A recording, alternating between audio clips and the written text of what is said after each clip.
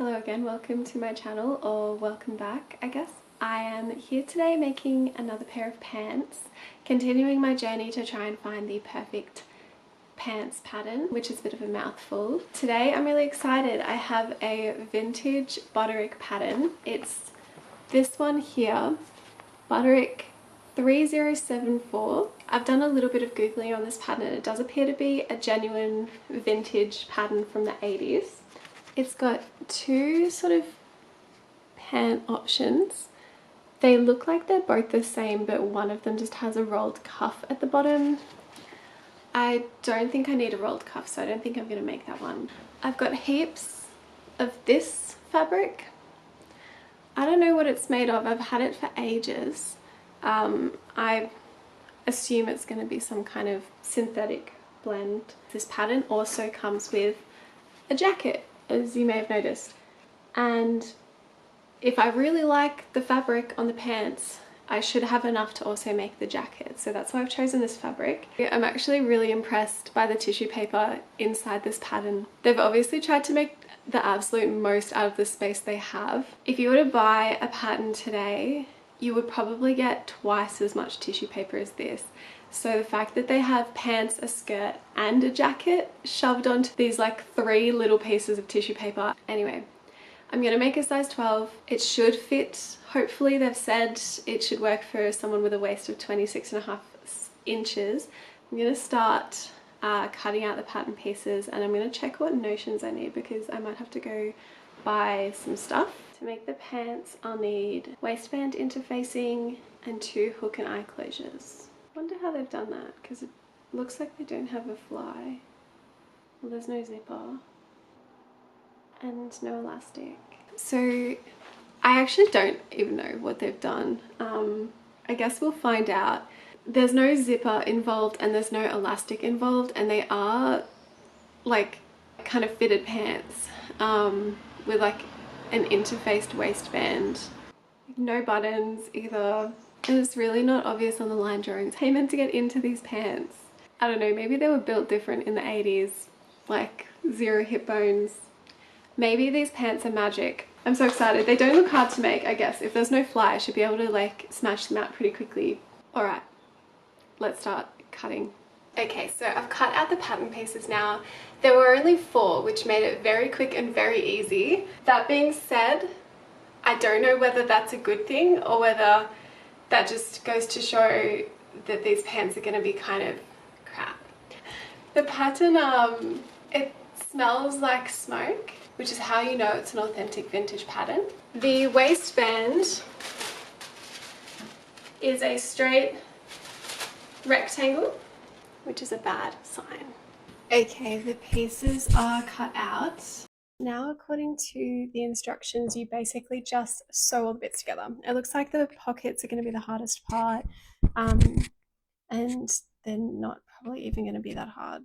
The waistband, you're meant to cut 1 and I cut 2 by accident, but I think I'm going to be lazy and just use 2 pieces of fabric instead of interfacing it.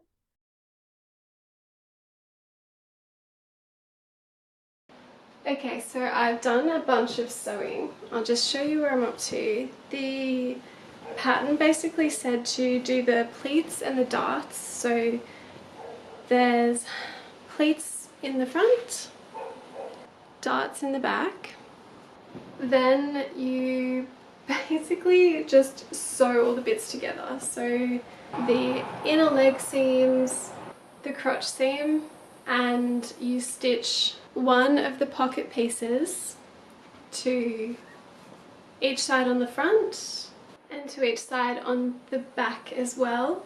The instructions said to finish one side of the pocket. So the pocket on the left at the moment has 2 finished edges, whereas the pocket on the right, the edges are not finished. I don't know why they've done it like this. I'm interested to find out. One thing I absolutely will not do is read ahead to answer my own questions. So as you might be able to see, the crotch seam down the front, up the back, has been fully stitched. It's an interesting way to do pants, I guess, and the fact that they fit so far is actually kind of cool. It does mean that I wonder whether one of the pockets will be like semi-open, but yeah, we will see.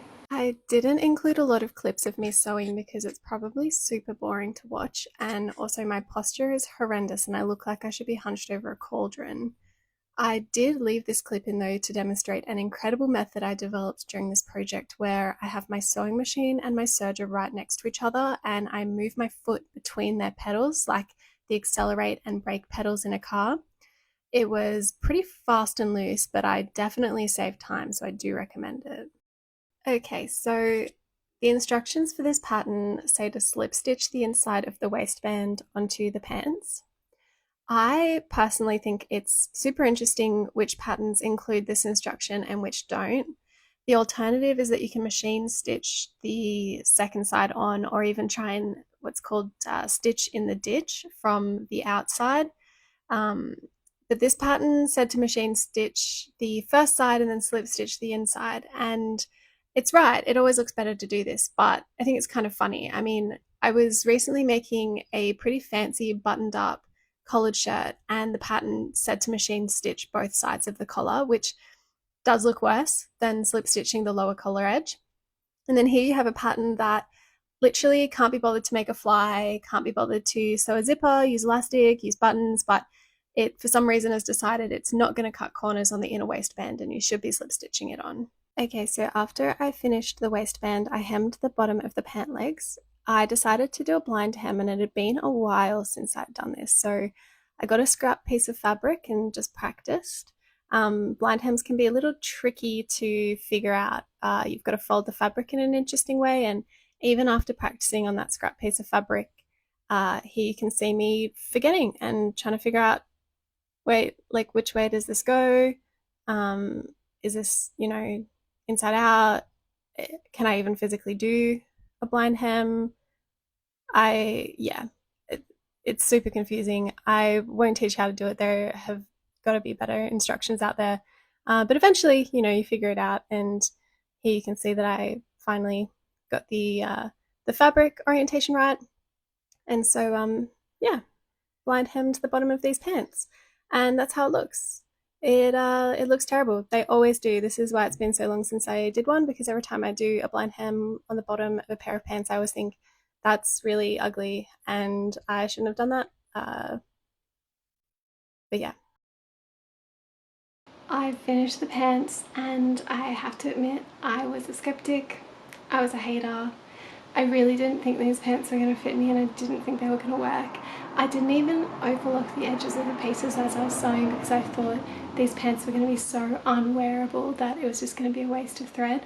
And I had to go back in and overlook through all the crotch seam and the pockets, and it was just a nightmare. So without further ado, the pants.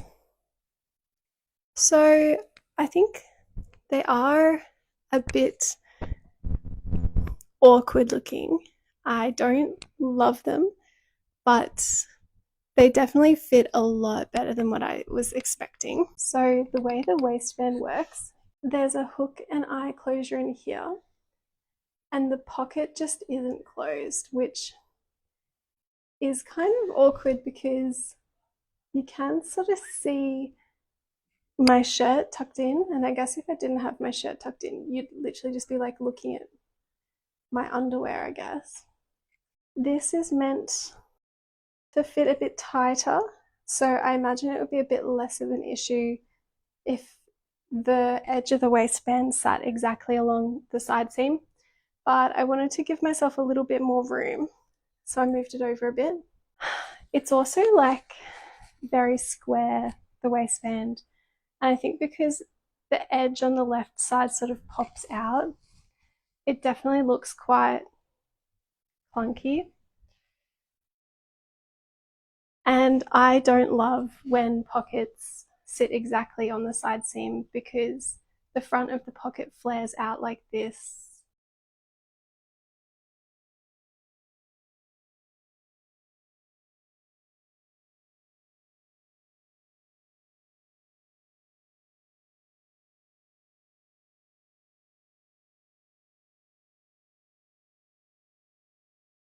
I'm going to go get changed into something a little bit more breezy. But I think overall my thoughts on this pattern are that it is a very good beginner pant pattern. I think if you wanted to make pants but you're too intimidated by flies or using elastic and doing elastic casings, this would be a great option. Really, all of the seams were very simple. Okay, now that I'm sitting down, you can actually fully see into my pants though. Like this is like insane. If I sit, you can see like straight through the pant. So I don't know who this pattern is for. I don't know, were people just like walking around with their undies showing in the 80s? Like, did people just have the side of their pants like flying open for an entire decade? Because I've never seen anything like it in real life. I think I will have to do something with this pocket. Like, they're not usable the way it is, which is the whole point. You should be able to get to the end of a sewing pattern and have a usable garment, and they're not usable because the pocket literally will just like flash your undies at people.